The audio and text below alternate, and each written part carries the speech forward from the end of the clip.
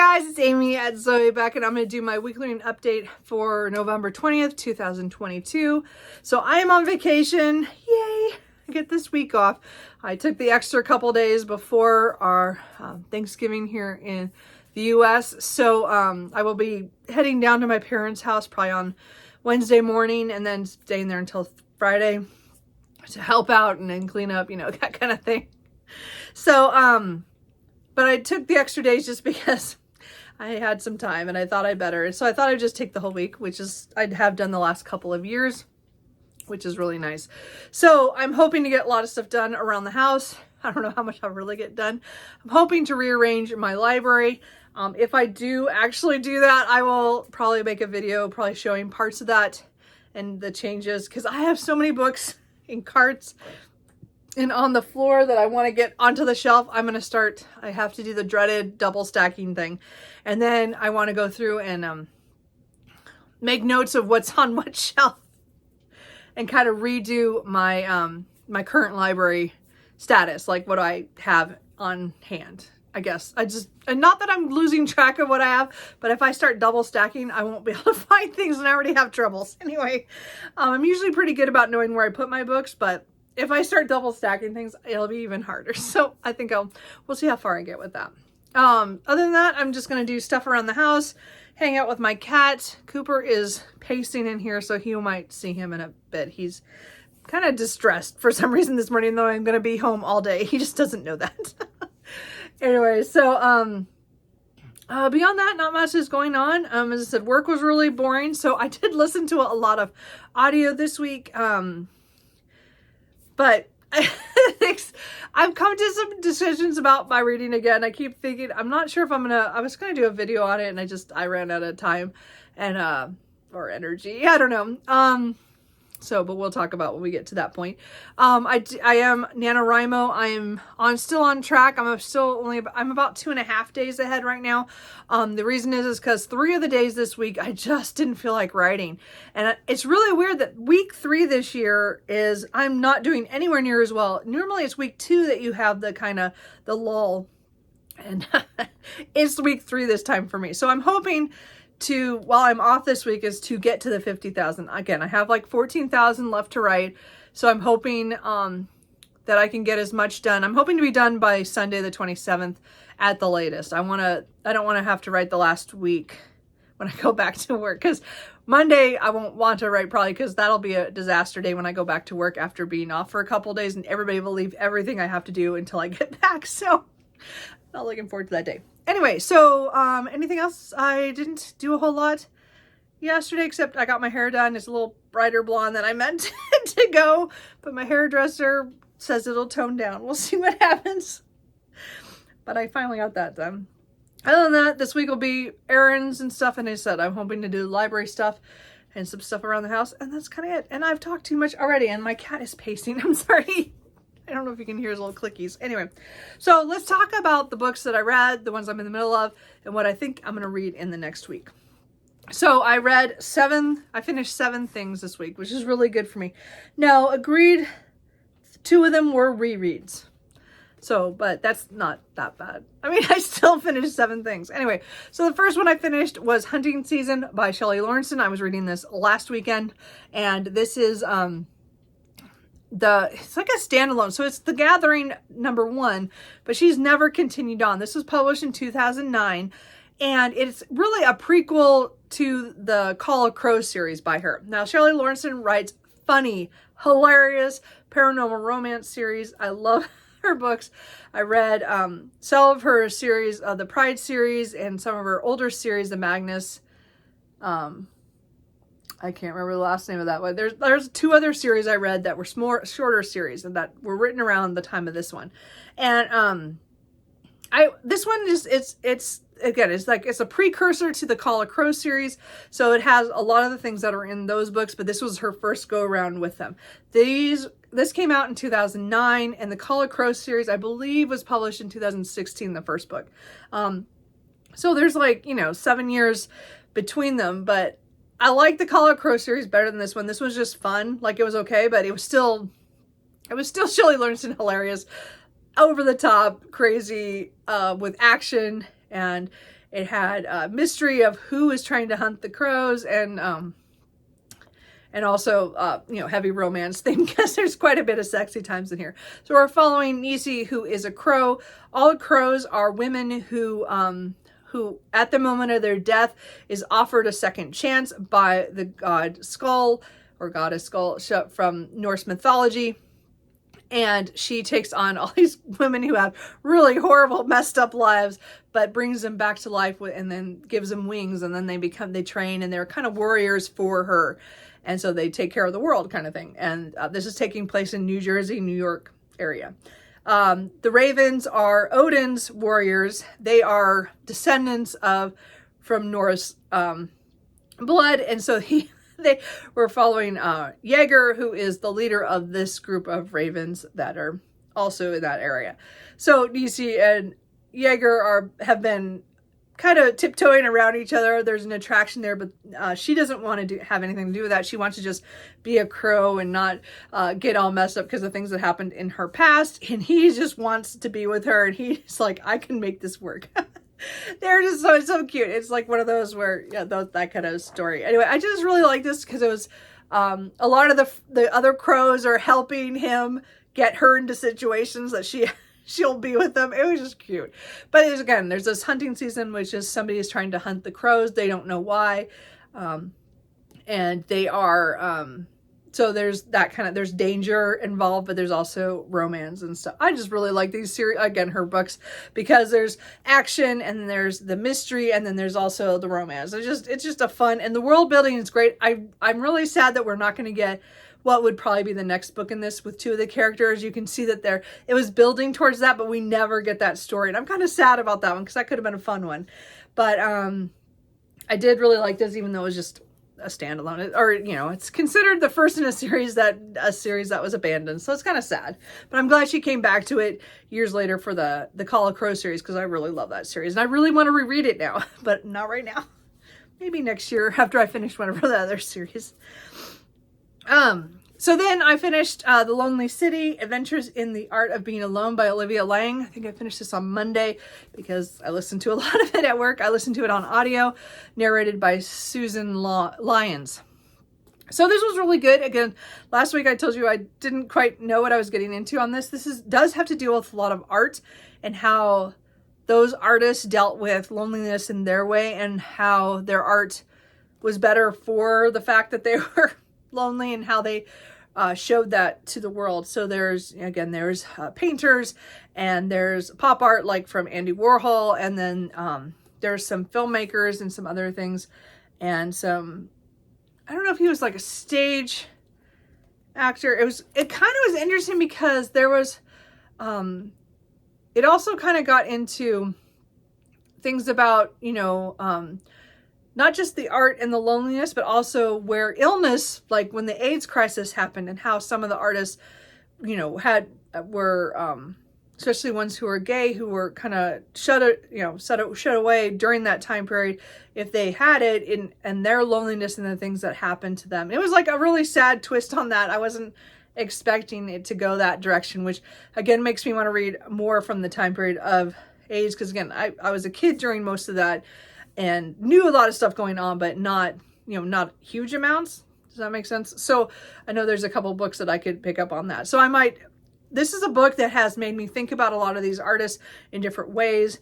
I mean, Andrew Warhol, I didn't know anything about him except for his name and some of his pop art, which with the Marilyn Monroe or Elvis in different colors and stuff. Like I don't know anything about him, but this was really fascinating on things that happened in his life that I, didn't know anything about. So it was an interesting look, because a lot of them took place in big cities. Like most of them took place in New York City, because that's where Olivia Lang came for a couple of years, or at least a year. I can't remember how long she was actually there, but she was very lonely because she had planned to go there, trying to be with this man, and they broke up just before she moved there. So she was pretty much on her own, and so she was doing a lot of research on people who were alone in New York City, or had this loneliness feel to them. And it was really an interesting book. I do really I understand now why this was popular when it came out. And the fact that it came out before the pandemic, and but it's really interesting now looking back as having been through a period of lockdown and knowing what it was like when we weren't able to go and meet people and stuff. It was interesting to see that how people were put that way earlier than that, you know, for other reasons and also their own inclinations and stuff. It was really a good book. I thought looking at loneliness was really interesting. I just hadn't thought about a lot of the things in here, and I learned a lot about art because I don't know a lot about art history. I took like one class many years ago in college. So again, it was really interesting. And I'm glad I got to that. I did that finally. It was been on my shelf since probably 2017. Anyway. And then on Thursday, I finished Sweep in Peace by Ilona Andrews. This is the second book in the Innkeeper's Chronicles that I'm reading with Tia and all the books. We have been reading Ilona Andrews all last year and this year with different series. Again, this is the second book in this one. So I'm really glad we picked this up. This is a sci-fi kind of urban fantasy where there's an inn in Texas that's run by Dina, and it's kind of like it's a magical kind of place but it has to do with the fact that aliens come there from other planets to stay there, and it's a place of safety or sanctuary for some people. She is asked in this one to host a summit for 3 factions that are fighting on this one world, and they want to stop the war that's going on there. So she takes on this thing, and so many things happen because there's 2 warrior clans and there's 1 merchant clan. So they all have different reasons for why they want to fight for the world and why they can't come to a peace agreement. And then there's also a lot of stuff going on in the background of internal things happening in each like division, why some people want the peace and some don't. It was a really good, for how short it is. There's so much stuff in here. And again, there's always good action and dialogue, and I just love these characters. I love the cook that she got. I loved him. He was so cute. Anyway, so I'm looking forward to reading the next one. I don't remember if it's One Fell Sweep. I can't remember for sure, but we're going to read that in December. So I'm looking forward to continuing with the Innkeeper Chronicles. Friday, I finished my audiobook of Archangels Legion by Nalini Singh. So again, I'm rereading the whole Guild Hunter series. I read the 5th one in October when it came out, Archangel's Resurrection. So I have been not slowly, I've been binging these from the library, the audiobooks. I don't own them. So this is book 6. They are all narrated by Justine Iyer, and she does a really great job. So Archangels Legion kind of gets us back to the main couple. So this one is an urban fantasy paranormal where angels, vampires, and archangels kind of rule the world. And there are humans, but there are also those who are called the Guild Hunters, who hunt rogue vampires. And so as each book progresses, there's more things going on in the world. Her world machinations are always just interesting, how like power structures and things in different parts of the world are talked about in this different, alternate world from ours. And it's just cool. So this one was one of the ones that returns to the core couple, but it also, encompasses all those people who are around them and things that are happening. And so it was just a fantastic reread. So I really enjoyed that. And then I've read this graphic novel, Seek You, A Journey Through American Loneliness by Kristen Radke, I think. Anyway, so I got this from the library, but I do not know who I saw had this. I don't know if this popped up on like recommendations after I finished The Lonely City, because I asked for it right around that time, early in the week, because then I went and picked it up during the week. But it's like a graphic novel, and it's talking about different things in history. It does have an American bent to it on certain things, but and it's in Kristen's own personal journey with loneliness and stuff. And I think it was just a very interesting look at different things that, people talk about loners and talk about different reasons people get shut away for, illnesses and other things. And then they talked about some research by a man who did something with monkeys back in the early 1900s. I can't remember what year he was doing that, 50s. maybe, I'm not sure, but oh, it's horrible the things he did to those poor little monkeys. But it also talked about his life and how he was doing all these things with these monkeys, and then, but he was lonely in himself, that he couldn't stand being not married or not, so the women he married, it was sad that he married some really smart women who had to give up their jobs because he had a job and at the university, and they wouldn't let both of them work there, which was ridiculous. Anyway, but the main thing I got out of this was, again, it was another look at loneliness. It also talked about, as I said, different things. Like The Lonely City was talking more about the art world, and this is talking about how people feel, that the advent of television and radio and then the internet have made more and more people, kind of pull away from society and make, everybody shows with their Instagram. That's what's important, is what's on your Instagram page and stuff, and how that looks. And so there is interesting things that I think that she pulls from stuff that's happened in the past as well as now. So I thought it was interesting, and I said the artwork was fine. Lots of dense. Some of the pages had a lot of writing in it. So you had to. It took time to read this, and so it took me a couple of days. I just read a portion of it every day. But it was a really interesting book. I got stuff out of it, but it wasn't. I like The Lonely City better for the format it was done, but I think that was still very interesting. It was a weird book. Her choices were interesting sometimes. Sometimes I'm like, why? Okay, that's an interesting way to look at that. And then I finished yesterday my audiobook of Archangels Shadow by Nillian Singh. This is book number 7 in this series. So again, we're continuing on in the Guild Hunter world, and this is following 2 of my favorite characters in there. So it was a great book. Again, it was great to read it by audio, and I'm really enjoying those. And then last night I stayed up late to finish Reluctant Immortals by Gwendolyn Keast. I don't know how you say that last name. Anyway, so this was a weird book. I picked it up last month. I thought I was going to get to it last month because it has to do, with vampires and stuff. So this has to do with 2 women who are mostly the victims of, from 2 classics, Dracula and Jane Eyre. And it has several characters from those books, but we're in 1967, and we're mostly following Lucy, who again is from Dracula, and from that book. And she has for 70 years kept Dracula in these big urns and in pieces. So all his ashes are with her, and she's been guarding them because if he can get all his ashes together, he can come back. And it's kind of a weird story following her and this other woman, which I don't want to give away how she's connected. But they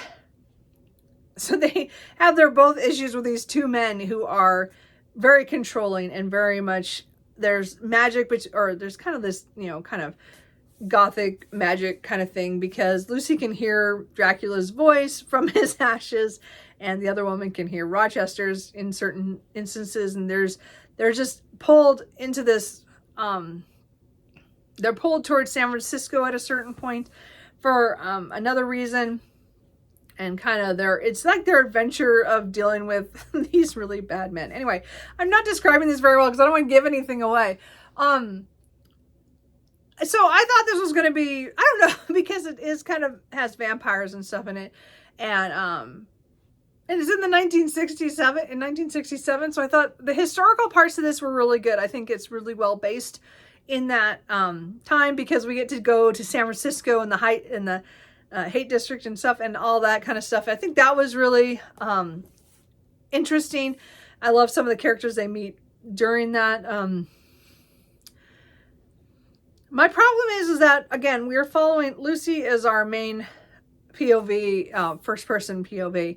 And I really wish we had dual POVs, even if they were both first person, which is not my favorite. But if I could have had the other character if she could have had her own, we could have heard her voice, I think it would have been a much better book. I think it might have been a little longer, just because we would have got both perspectives, but I think it would just been so much better. I didn't hate this. It was not as good as I was hoping for. I think the ending was good. I liked the way things went. It was sort of surprising, but good surprising. Like, I liked it. I just felt like partway through I'd be like, okay, let's go. Like, why are we, it would be like rush and then slow down, rush, slow down. I don't know. It was something about I don't know if it was the pacing was off. I don't think it was. I think it really was not the way I would have taken the concept of this and run with it. And I think that was my problem, is that I could have thought of, so many ways to make this better. So I think the concept is really good, and I think other people will like it. I think to me it was kind of slow for me, and it didn't go the way I wanted it to go. The ending, again, it worked out in the end. I thought it was really interesting the way that she chose to go that way. I think that worked. It's just I think there's certain times I'm like, why didn't they do that? Why didn't they do that instead? Or why didn't you twist it this way and make it go that? I don't know. There was just something about this. I felt there was more could have been done with this concept. But again, I'm glad I read it. I did read it.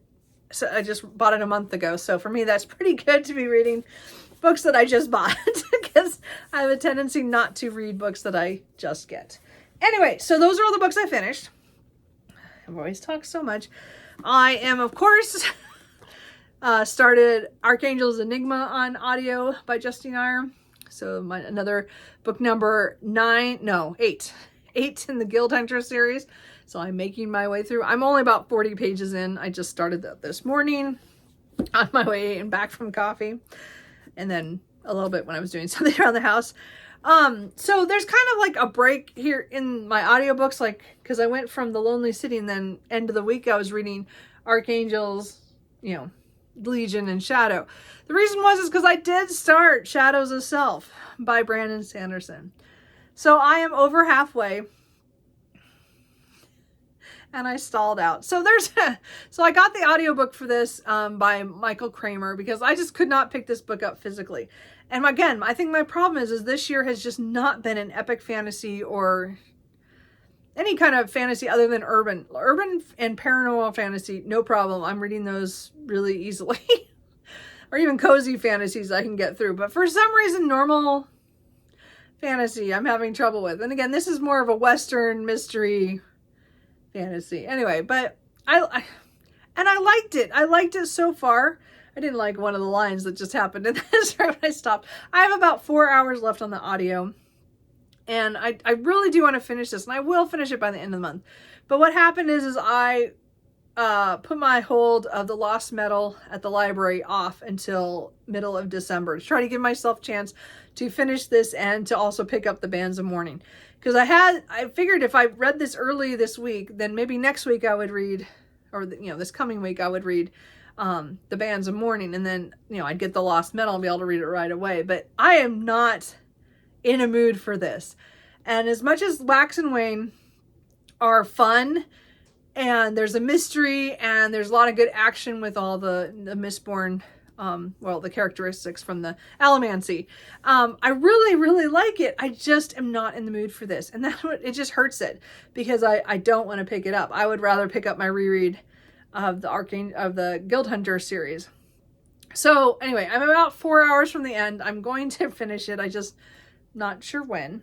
So I put off I'm not going to be one of those people who read the Lost Metal right away. It's just not going to happen. I'm already behind. I'm just going to let it go. And I might even cancel the hold if by mid-December I'm not ready for it. I'm just not going to worry about it. I put off the I put off Mistborn Era 2 for so long that it's not like I have to read these right now. I mean, I would love to read more of these, but my brain isn't letting me. So anyway, I'm still currently reading it, but right now I'm not listening to it, but I do have it.